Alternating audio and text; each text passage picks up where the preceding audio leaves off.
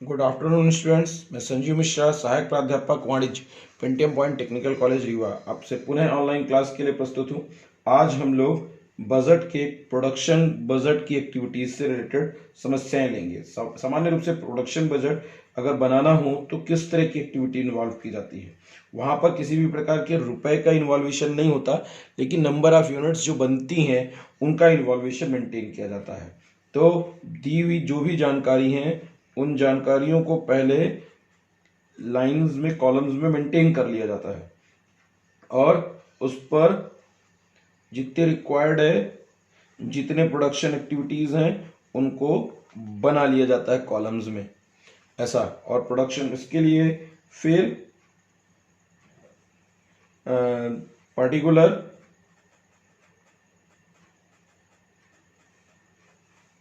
ए product, B product और सी product involve कर लिया। अब इस एक्टिविटीज के साथ हमें करना क्या है?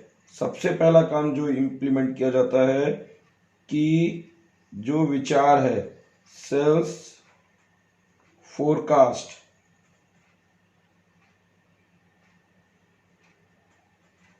जो विचार किया गया है कि इतनी इकाइयां बनाने के लिए क्या करेंगे, तो बड़ा बजट कैसे मेंटेन। तो सवाल में 42,500, 37,000 और 44,500 दिया हुआ है, जिसमें प्लस करेंगे क्लोजिंग स्टॉक को। तो क्लोजिंग स्टॉक 10,500 है, 6,100 है और 13,500 है। अब इनको जोड़ लेते हैं तो 57 और 58,000, ये 43,100, ये 53,000 हुआ। लगाने में इजी है पर मेन कॉन्सेप्ट है, इसमें लेस करेंगे ओपनिंग स्टॉक की एक्टिविटी।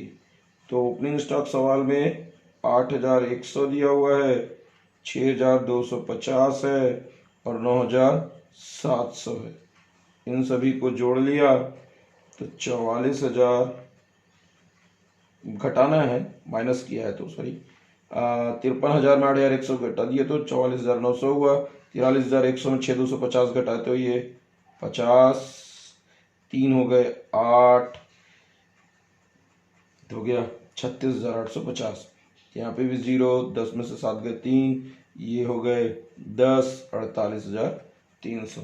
इस तरह से करना है। तो बताएंगे क्या प्रोडक्शन में कि इतनी यूनिट और बनानी होगी, इतनी इकाइयां और बनानी होंगी, ये एक्टिविटी इन्वॉल्व होंगी। बहुत सिंपल तरीके से इम्प्लीमेंट कर दिया गया। अब एक नई तरह की समस्या को लेते हैं। इस समस्या में भी दी हुई जानकारियां हैं और महीने ज़्यादा दिए हुए हैं, तो ज़्यादा महीनों के हिसाब से भी इम्प्लीमेंटेशन करना होगा। तो उसके लिए एक नया प्रोडक्शन बजट बना रहे हैं।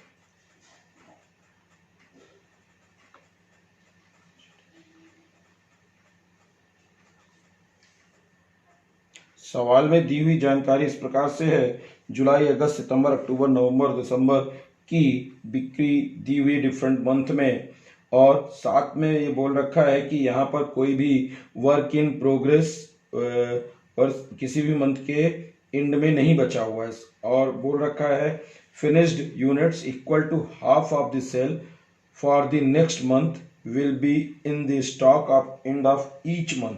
मतलब हर महीने का जो उसका है बचा हुआ, उसका 50% अगले महीने क्या रहेगा, ओपनिंग स्टॉक के रूप में बचा हुआ शेष रहेगा, ये बताया हुआ है।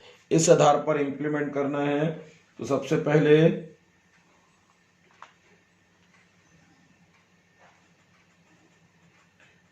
वही बाकी चीजें बना ली थी। पर्टिकुलर सबसे पहले लिखेंगे जो प्रोडक्ट बन रहा है, product x sales.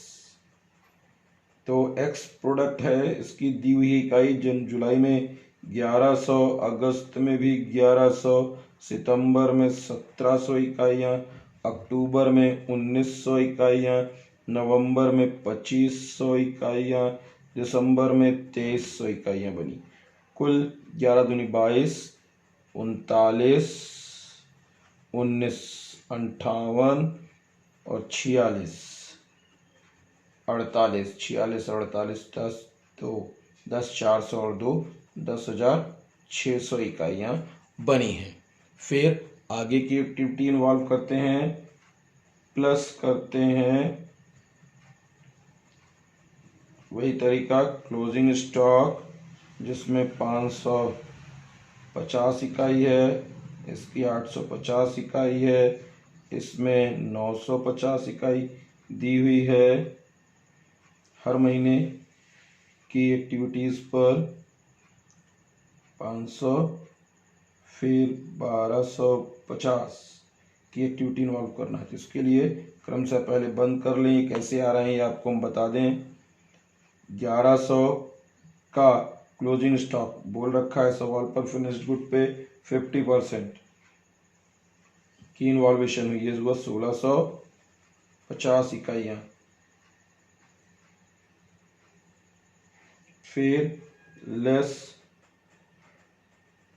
Opening stock 550, कितनी बची? 1100 इकाई।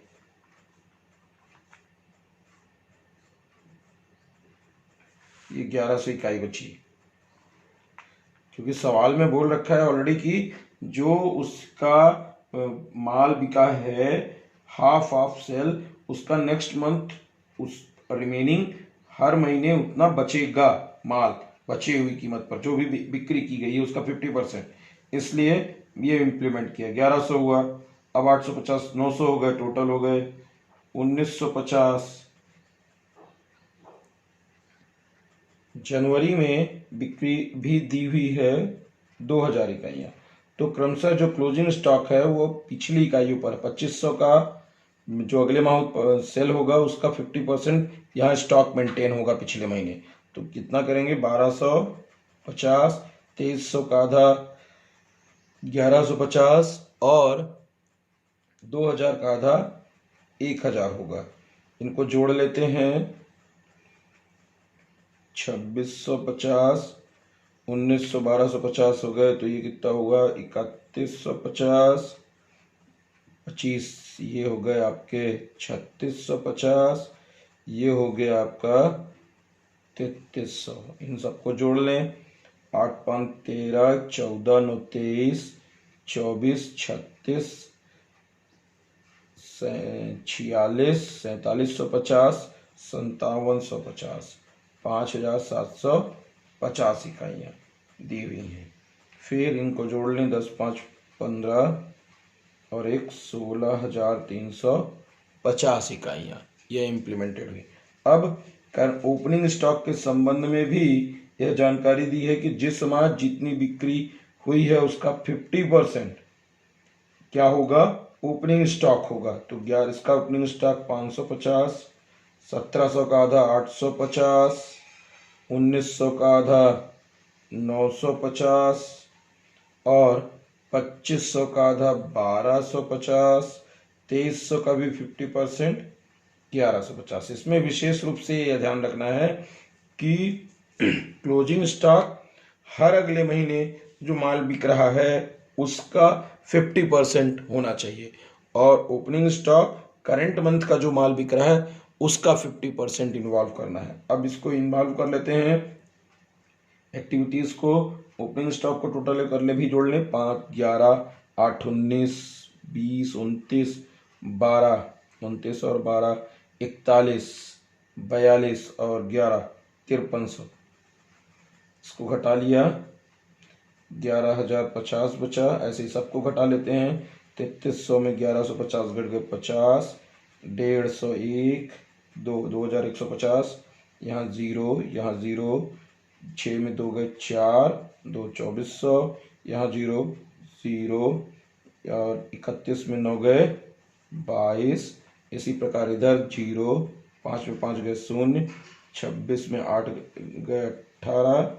ऐसे ही यहाँ पर भी इन्वॉल्व कर लेते हैं, 0 19 में से 5 गए 24 ये एक्टिविटी इन्वॉल्व होती है। तो ये क्या मिला हमारा प्रोडक्शन बजट। इस क्वेश्चन में कुछ अलग एक्टिविटी थी, यह बोल रखा था पहले से ही कि जो माल अगले माह बिकेगा उसका 50% पहले से क्लोजिंग स्टॉक होगा और जो चालू माह में बिका है उसका 50% ओपनिंग स्टॉक के रूप में रखना है, तब जाकर एक प्रोडक्शन बजट कैसे बनेगा ये ध्यान रखना होता है। ठीक है, थैंक यू।